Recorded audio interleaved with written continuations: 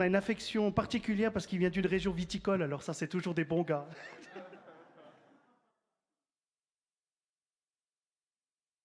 Ouais, quel plaisir de pouvoir vous retrouver ce matin. Merci au Seigneur pour ce temps vraiment précieux dans sa présence. Merci parce qu'il œuvre. Merci Seigneur parce que tu es là au milieu de nous. Vraiment accueillir vraiment ta présence. Continuer Seigneur de saisir ce que tu as pour nous ce matin. Merci parce que tu parles. Merci parce que ta parole est efficace. Et je prie Seigneur de préparer nos cœurs, de me préparer aussi à transmettre le message que tu as prévu. Seigneur, donne-nous vraiment d'être dans le mille de ce que tu veux pour nous aujourd'hui. Amen.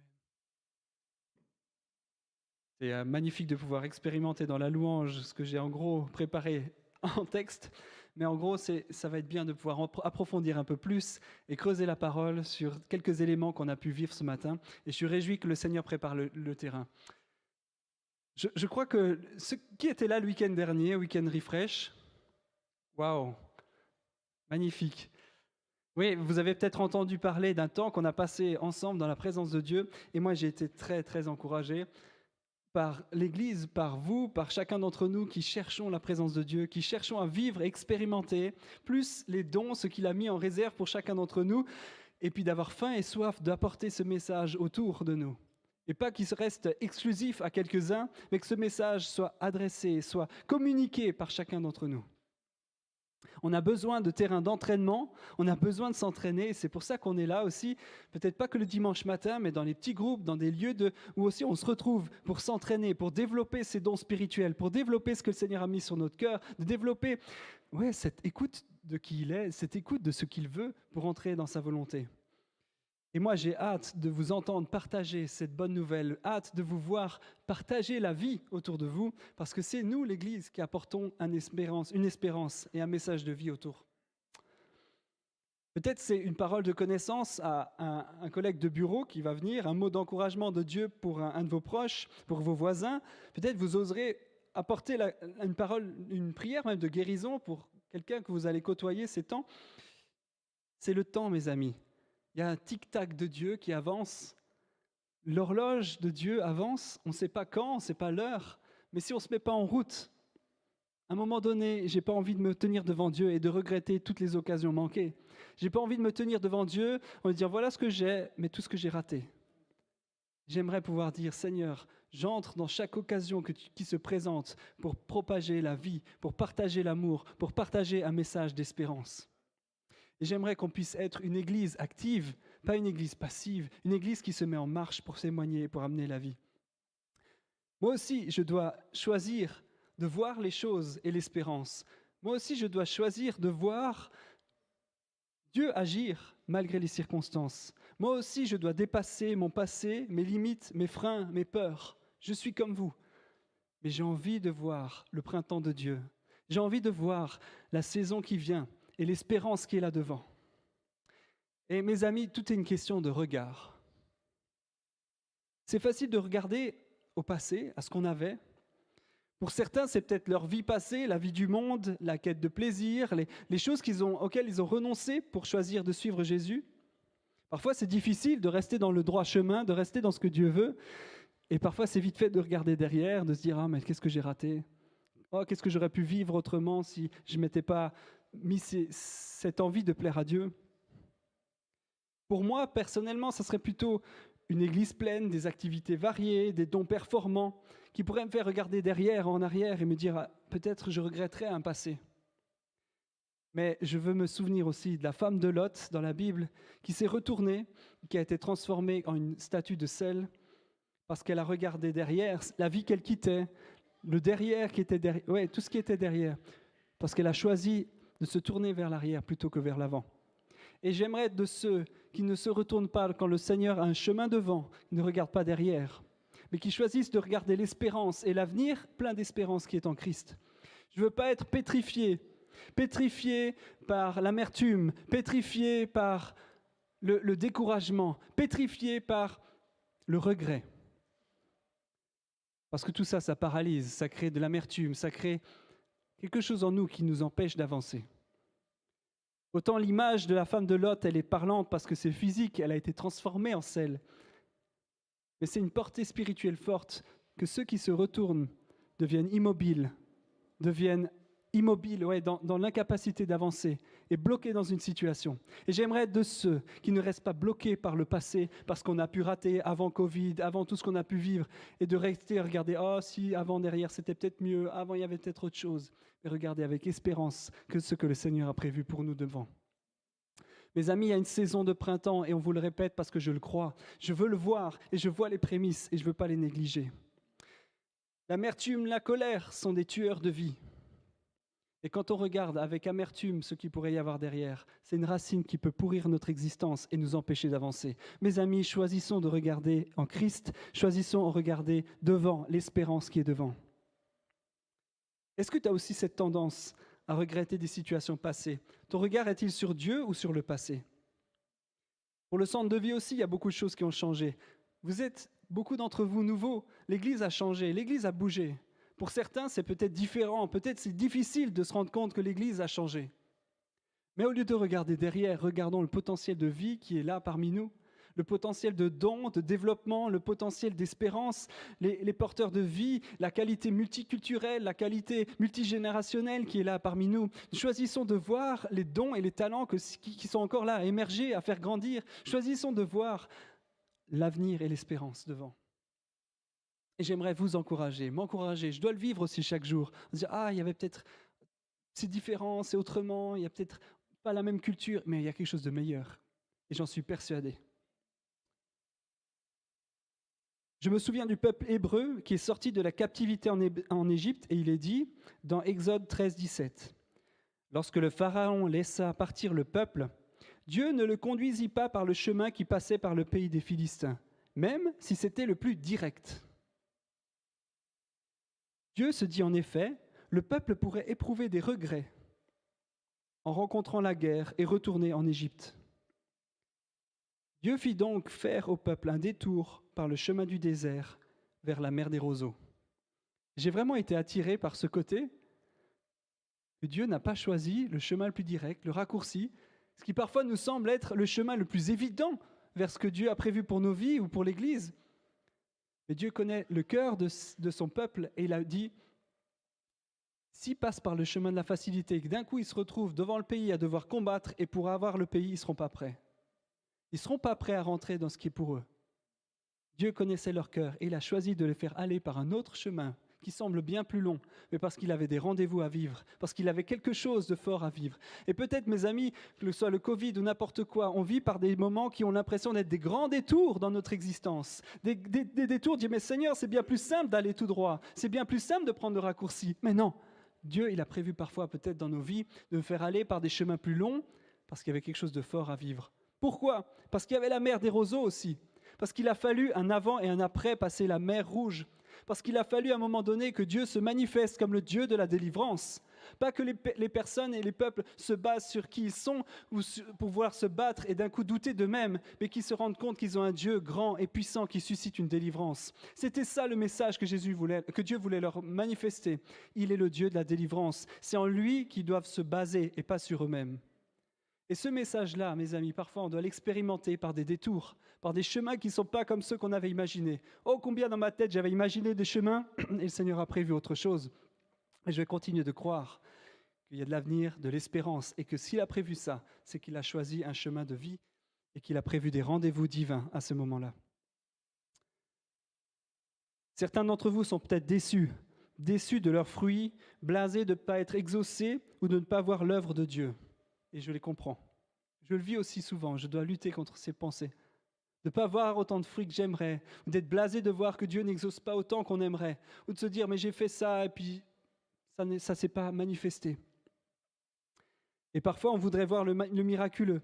Avec Héloïse, on allait dans les rues de Neuchâtel régulièrement pour aller donner des boissons aux gens, pour prier pour eux.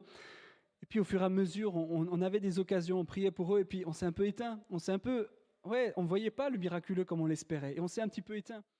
Et je me rends compte, mais le Seigneur veut raviver la flamme, raviver notre espérance d'en voir le miracle de Dieu, la présence de Dieu se manifester. Je crois que c'est pour moi aussi une saison où je veux revoir la puissance de Dieu se manifester. En dépit de ce que j'ai pu vivre ou expérimenter, le Seigneur a voulu se révéler différemment, et je veux amener la vie là où je suis.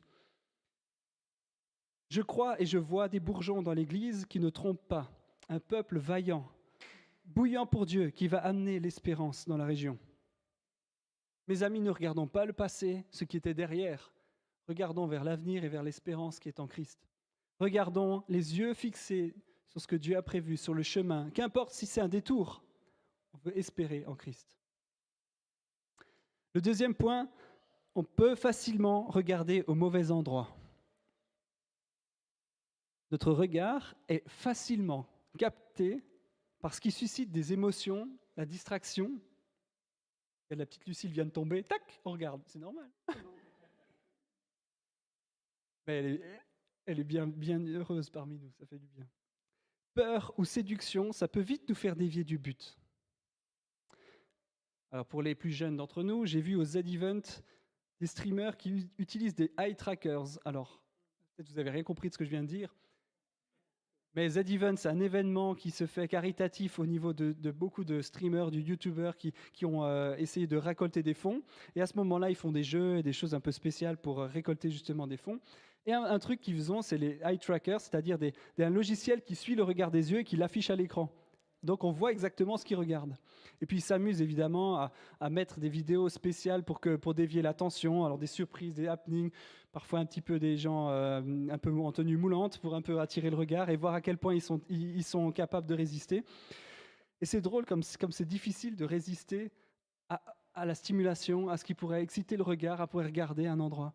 Et ça m'a fait rire et j'ai pensé à ça, mais à plus forte raison, nous dans la foi, on peut être distrait du but, distrait en regardant les mauvaises choses.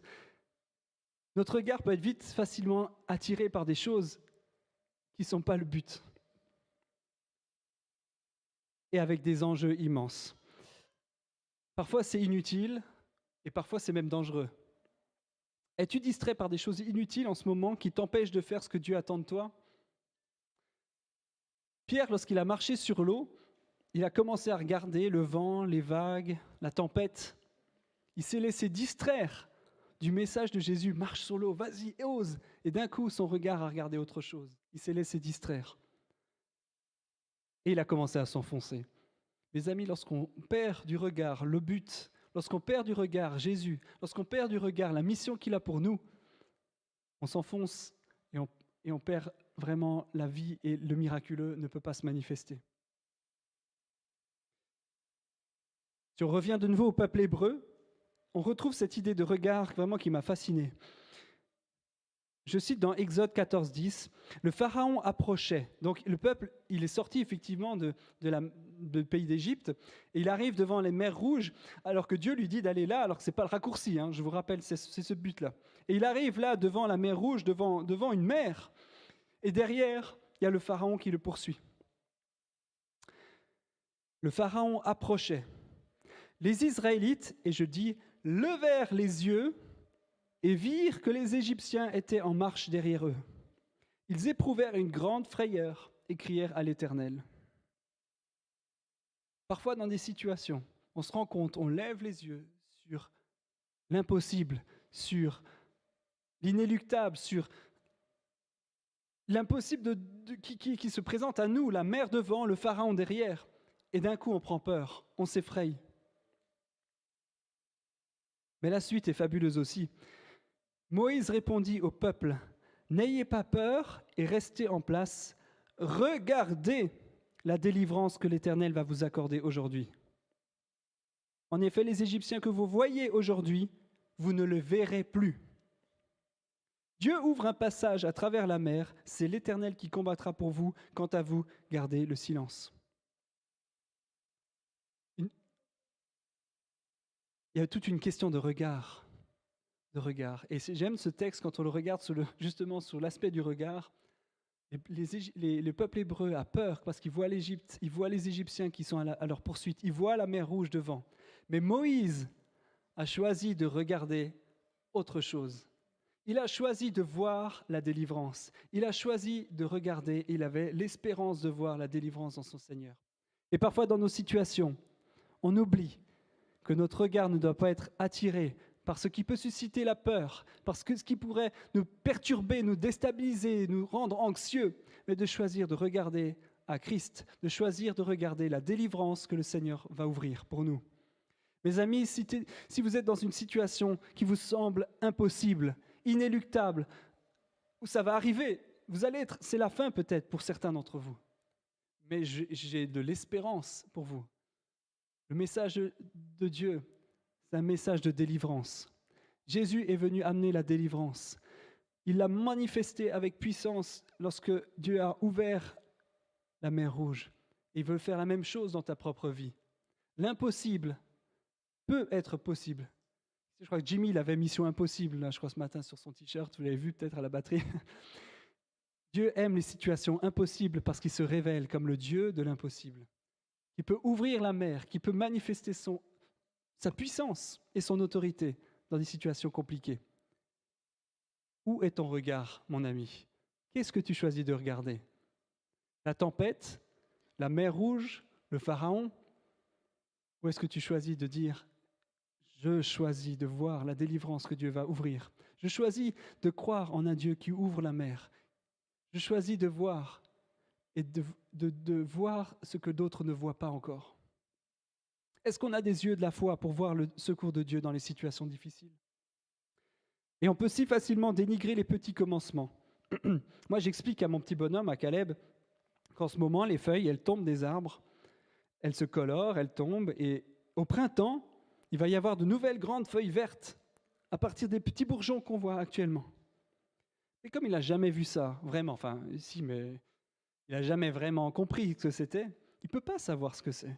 Que ces petits bourgeons tout petits, ça va redonner des grandes belles feuilles qui aura des beaux fruits sur les arbres. Il ne peut pas savoir. Mais est-ce que vous êtes capable, vous aussi, de voir que dans les petits bourgeons qu'on voit actuellement, il va y avoir la vie, il va y avoir les fruits, il va y avoir la verdure?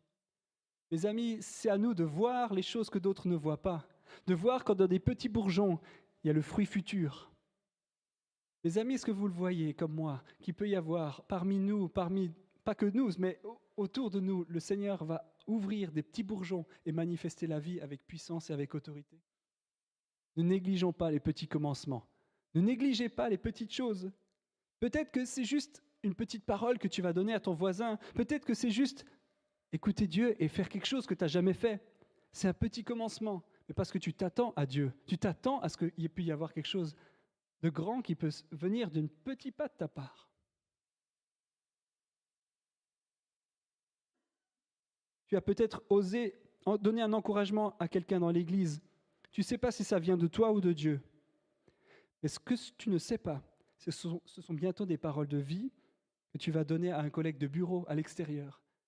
Vous avez peut-être fait un terrain d'entraînement. Continuons de nous entraîner. Mais la vie doit se répandre autour. Prépare-toi, mon ami, prépare-toi à voir la vie se répandre, à voir les petits bourgeons devenir des grands fruits. Alors qu'Élie prie pour que le ciel se remette à pleuvoir après la grande sécheresse, il envoie son serviteur 7 fois vérifier s'il n'y avait pas de nuages. Il était sûr, mais 7 fois il l'envoie. Une première fois, il revient, rien, il continue à prier. Une deuxième fois, rien. Troisième fois, rien. Quatrième fois, rien. Cinquième fois, rien, mais il continue à prier. Sixième fois, rien. Et la 7e fois, qu'est-ce qu'il voit? Un petit nuage pas plus grand que la paume de la main. Et là, il sait, c'est bon, il est exaucé. Il va dire, attention, vas-y, pars, tu vas être surpris par la pluie. Il dit au roi, il faut que tu attelles directement, tu partes, parce que sinon, la pluie va te surprendre. Un petit nuage, pas plus grand que la paume de la main. C'était un tout petit commencement, mais il a vu l'accomplissement et le miraculeux de Dieu se manifester. Mes amis, il ne faut pas qu'on néglige les tout petits commencements, les petites choses qu'on met en route dans nos vies, les petites choses, les petites paroles, les petites prières, les petits commencements. Parce que le miraculeux de Dieu vient. Activons-nous à vivre ça au plus souvent possible. Qu'est-ce que tu choisis de voir? La menace ou la délivrance? Est-ce que tu t'arrêtes aussi maintenant aux apparences, aux petites choses qui ne semblent pas encore claires? Certains ont vu en Jésus le fils du charpentier et ils n'ont pas vu de miracle. D'autres ont vu en Jésus le Fils de Dieu et ils ont obtenu la vie éternelle. Le Dieu que tu vois est le Dieu que tu reçois. Le Dieu que tu vois est le Dieu que tu reçois. J'ai mis en gras parce que je crois que c'est fort. Certains ont vu Jésus, le fils du charpentier, mais n'ont pas vu de miracle dans leur vie. D'autres ont vu Jésus, le Fils de Dieu, et ont obtenu la vie éternelle et la puissance se manifester. Ne négligeons pas Dieu dans notre quotidien. Ne négligeons pas les choses célestes, les réalités spirituelles. Ne restons pas terre à terre, mais ayons une foi qui dépasse le visible. Ayons une foi qui dépasse ce qui semble apparent, mais pour saisir le miraculeux de Dieu, pour saisir la réalité du royaume de Dieu, pour la manifester sur terre. Et Moïse non plus n'a pas vu en lui ce que Dieu avait vu. Et c'est exactement ce que veut faire le malin. Nous empêcher de voir qui nous sommes pour bloquer le projet de Dieu. La famille de Saül n'avait même pas pensé à lui pour le présenter au prophète Samuel. Car Dieu regarde au cœur, pas à ce qui frappe les yeux. Parfois, on passe à côté. On passe à côté de ce que Dieu veut. On passe à côté des réalités spirituelles. Mais mes amis, je crois que le Seigneur veut aiguiser notre regard, notre foi, pour voir les choses que d'autres ne voient pas et pour les amener à la vie. Pour voir la réalité, la puissance de Dieu, qu'elle se manifeste et qu'elle se développe là où d'autres ne voient rien. Mettons-nous en route, chacun d'entre nous. C'est le lieu de manifester, c'est le temps de manifester le printemps de Dieu. Chacun, vous et moi, là où on est, dans notre entourage, dans notre famille. On a prié avant et j'ai beaucoup aimé, Bertrand nous a amenés dans cette direction. Je sentais profond pour moi aujourd'hui dans ce message. Il est temps de ne plus rester égoïste, centré sur nous-mêmes, mais d'amener le message de vie pour ceux qui sont autour de nous. Le bon samaritain a également vu le besoin de la personne blessée au bord de la route et s'est laissé toucher dans sa compassion. Est-ce que notre regard est égoïste ou est-ce qu'il est capable de voir le besoin de l'autre, de voir là où il y a quelque chose à manifester? La bonté, la bienveillance, le miracle de Dieu. Chris Hodges disait « Nous ne pouvons pas atteindre ce que nous ne voyons pas. » Nous ne pouvons pas atteindre ce que nous ne voyons pas. Choisissons de voir les besoins autour de nous. Choisissons de voir, d'ouvrir nos yeux sur la réalité des besoins autour de nous, la réalité de ce que Dieu veut faire et de ne pas nous arrêter sur l'apparence, sur notre confort. Mais décalons notre regard de nous-mêmes vers l'autre, vers Dieu, vers la réalité de ce que Dieu veut faire. J'aimerais conclure avec encore un petit texte dans Jean 4, 27, 35. On connaît bien le début du passage parce que c'est Jésus qui rencontre la femme samaritaine au bord du puits. Mais ce qu'on oublie, c'est la relation que Jésus a ensuite avec ses disciples et que je trouve très intéressante dans ce propos. Donc voilà, la Samaritaine, elle reçoit un message vraiment fort de Jésus et elle court le témoigner à son village. Et là-dessus arrivèrent ses disciples. Et ils étaient étonnés de ce qu'il parlait avec une femme. Toutefois, aucun ne dit « Que lui demandes-tu » ou « Pourquoi parles-tu avec elle ?» Alors la femme laissa sa cruche, s'en alla dans la ville et dit aux habitants « Venez voir un homme qui m'a tout dit ce que j'ai fait, ne serait-il pas le Messie ?» Une parole de connaissance simple qu'on pourrait même donner chacun d'entre nous. Ils sortirent de la ville et vinrent vers lui. Pendant ce temps, les disciples le pressaient en disant « Maître, mange !» Mais il leur dit « J'ai à manger une nourriture que vous ne connaissez pas. » Les disciples se dirent donc les uns aux autres « Quelqu'un lui aurait-il apporté à manger ?» Jésus leur dit « Ma nourriture est de faire la volonté de celui qui m'a envoyé et d'accomplir son œuvre. Ne dites-vous pas qu'il y a encore 4 mois jusqu'à la moisson ? Eh bien, je vous le dis, levez les yeux et regardez les champs. Ils sont déjà blancs pour la moisson. » Les disciples ont été préoccupés par la nourriture, par le bienfait naturel que Jésus ait, de quoi manger. Et Jésus dit, mais il y a autre chose, les amis. Vous passez à côté de l'essentiel. Je m'en fiche de manger. Là, il y a quelque chose qui se passe. Ma nourriture, elle est ailleurs que d'aller juste me nourrir, me faire du bien un petit moment. Je me nourris d'autre chose. Levez les yeux et regardez la moisson. Ne regardez pas votre pain, votre assiette, ou si j'ai faim ou si j'ai pas faim. Levez les yeux et regardez, la moisson est mûre. La moisson, les champs sont déjà blancs. Dans ce contexte fabuleux d'un village entier qui va se tourner vers Dieu, qui va se convertir, à travers juste cette femme, les disciples sont préoccupés par la nourriture.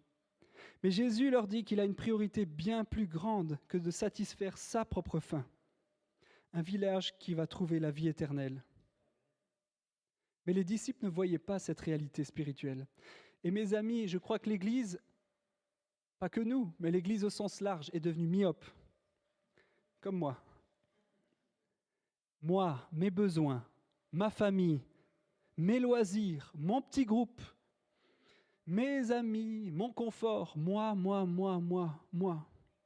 On se préoccupe de la saison de ski qui arrive, on priorise nos loisirs, nos plaisirs, plutôt que de lever les yeux sur les contemporains qui ont besoin de Jésus. On se préoccupe de soi, de son confort, de rester avec des amis qui sont comme nous, de passer du temps dans la présence de Dieu, mais juste avec des amis. Et on oublie l'essentiel. La moisson est mûre, les amis. Les champs sont blancs. Les gens ont besoin de l'Évangile. Les gens sont assoiffés d'avoir une réponse, assoiffés d'avoir de l'espérance, assoiffés d'avoir la vie éternelle. Les gens autour de nous ont besoin d'entendre ta parole. Ta parole de connaissance comme Jésus pour cette femme qui va changer un village. Peut-être ça va changer une famille. Qui sait? Il y a des rendez-vous divins, mes amis. Qu'on ait les yeux qui se détournent de qui on est, de notre égoïsme, pour voir les besoins autour de nous, et qu'on ait cet amour qui se développe. Changeons de regard, mes amis. Il est temps de regarder au bon endroit, ni derrière, car Jésus a un avenir et de l'espérance pour nous, ni aux menaces autour, car Jésus est notre délivrance, ni à nous-mêmes et à notre confort, car la moisson est mûre. Où est ton regard ce matin? Qu'est-ce que le Seigneur t'amène à regarder et à vivre et à expérimenter ces prochains temps? C'est mon encouragement. Mes amis, on vit un printemps. Le printemps arrive. Est-ce que tu le discernes comme moi? Et est-ce que tu es capable d'y entrer toi-même pour l'amener et voir les fruits se manifester? Prions.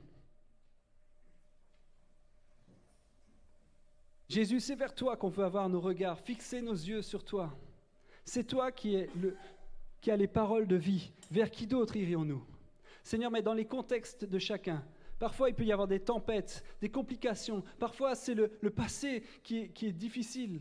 Mais Seigneur, toi, tu as quelque chose de vie, tu as un avenir, tu as de l'espérance. Tu veux nous amener à voir autour de nous, à ne pas rester centrés sur nous-mêmes, et pas nous rester centrés sur le passé ou sur les circonstances, mais sur toi et nos contemporains qui ont besoin de toi.